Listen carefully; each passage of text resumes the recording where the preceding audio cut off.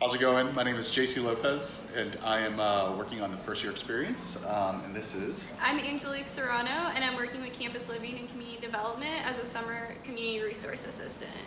So a few things that we want to start off by talking about is upcoming housing dates are due for your application on Friday. So we also have Tigers in Training that is upcoming. It's an upcoming event that you could kind of register for.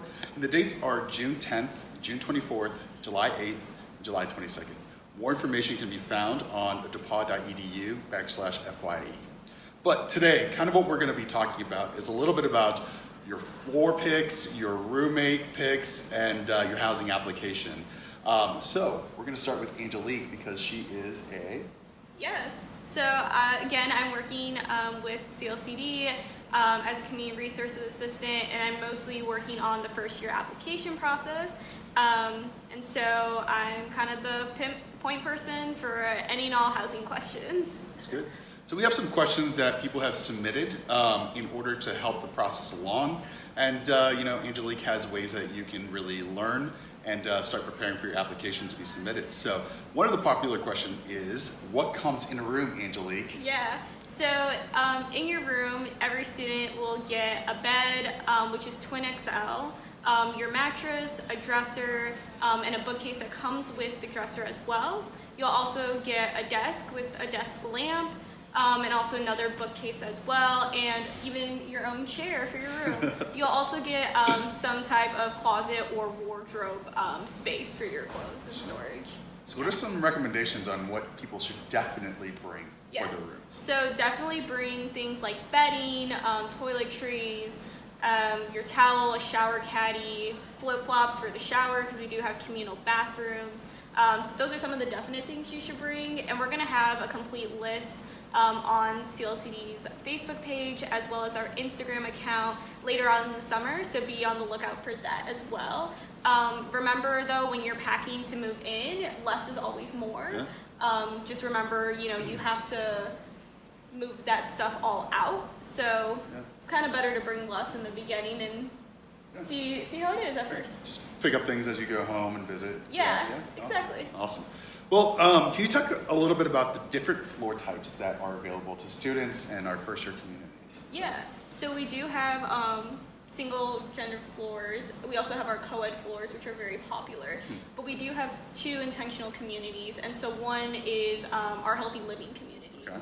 And so healthy living communities are for students who are committed to a lifestyle that's free of alcohol, tobacco use, things like that. And, you'll get RAs who support that as well.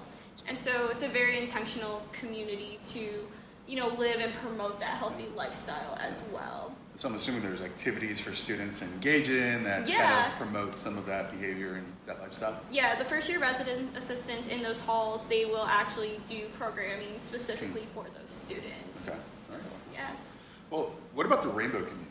Can you explain what the rainbow community is and kind of what that looks like for our students? Yeah, so our rainbow community is, again, one of our intentional communities, and it's for students who identify as LGBTQIA+, or students who identify as allies for those individuals as well. And that community, you have to keep in mind when living there, if you don't identify, you still need to be respectful of the individuals who live in that community. And also we do our best to get an RA who either identifies or strongly supports that community as well. A big thing with the Rainbow Floor community is that it also has gender neutral bathrooms, keeping in mind trying to be as inclusive with as many identities as we can. Also with the intentional floor communities, just know that you can only pick one. You can't choose to live in a healthy community and the rainbow community as well. So if that has happened on your application, we'll just ask you to pick your preference. Okay, sounds good. Yeah. And then, talking about preferences and kind of the community that you want to live in, roommates. Yes. What are some suggestions in picking a roommate and the process? So kind of two ways you can go about having, or selecting a roommate. First of all, if you preference the single, you don't have to complete the second part of the application just because it is optional, but singles aren't guaranteed. So just know that even if you preference a single, you might not end up with one necessarily, and it's just based on the needs of the class. One way is if you know somebody or have connected with somebody, you can actually ask for their roommate code, which is located on the top right-hand corner of the residence account, and that will always stay the same. But yeah, so that's one way, is to enter someone's code, and they'll just have to accept. And so be checking your DePauw email. That's always a good sign to do. The other way is that you can actually look through different matching profiles and filter out, you know, if you go to bed earlier, if you go to bed late, or just kind of your living style choices. You're able to look at different profiles and even just send that person a message and be like, hey, I noticed we're very compatible with each other. Would you want a roommate with each other? So those are kind of the two ways to go about it. Sure, awesome. You know, one of the things about DePauw is it's a small community. Our residential communities are small and kind of intentional as well. So how do we build relationships with your roommate or community members on the front end? Like, how would you go about reaching out to somebody, and what questions would you ask? Yeah. So with your roommate, if you have one, you'll actually receive some of their contact information, their DePauw email, and it's better to reach out sooner rather than later and kind of, you know, start building that relationship. Because even then you can say like, well, do we really both need mini fridges? Or I'm bringing the TV, that's fine. Things like that, just kind of talking and trying to figure out like maybe you guys can share some of the responsibilities of who's bringing what. But it's also good to just reach out and really get to know the person you're going to be living with for the first school year. Yeah, you know, it's just all about building relationships, and I know our resident assistants will do a lot of community building in their resident halls, whether that's floor programming or meeting with you one-on-one. Yeah. So I had my first year roommate, and I went to the same high school together and lived in the same town, and we had a positive relationship on the front end. So how do you, when you get to campus, let's say you don't have that relationship, how do you start that relationships? Are there things that the RA is going to do to help kind of build that relationship and that communication? Yeah, definitely. I would say, again, like reach out via email to your roommate once you get that information and just start building that relationship.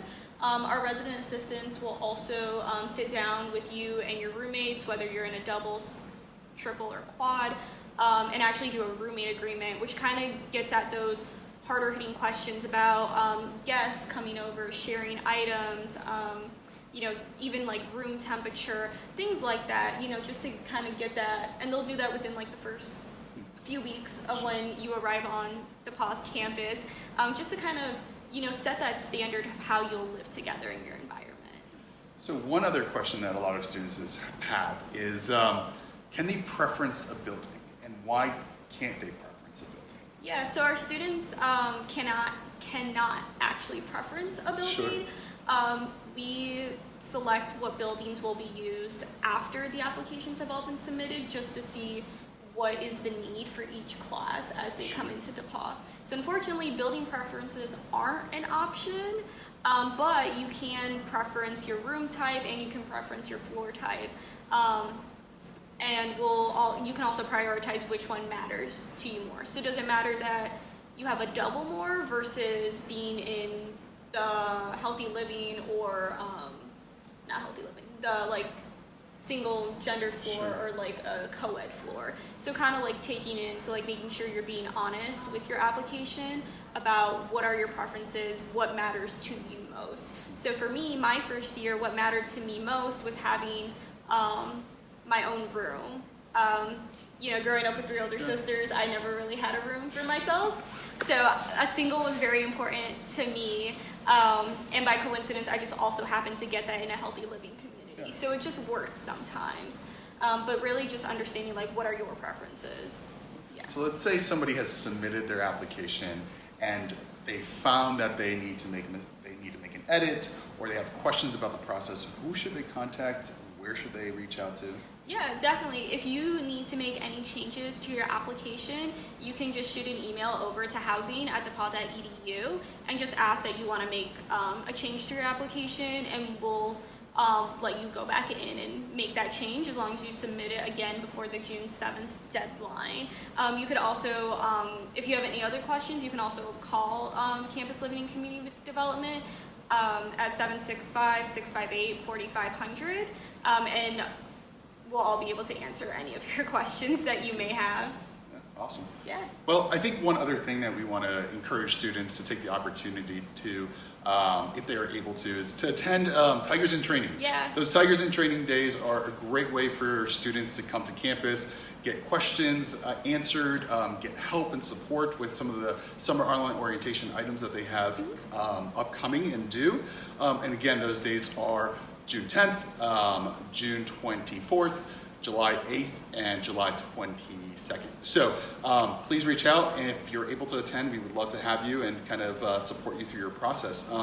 Next week, we will be kind of talking a little bit about the next item that you have due, which is your course selection or course preferences. So make sure that you are completing and asking questions to the registrar's office, and also stay tuned to ask us questions and Professor Dave Burke, who will also be able to answer questions here live. If you have any questions, feel free to reach out to Angelique or Campus Living and Community Development. Thank you so much for taking the time to hang out with us, and have a great day. Thanks. Bye.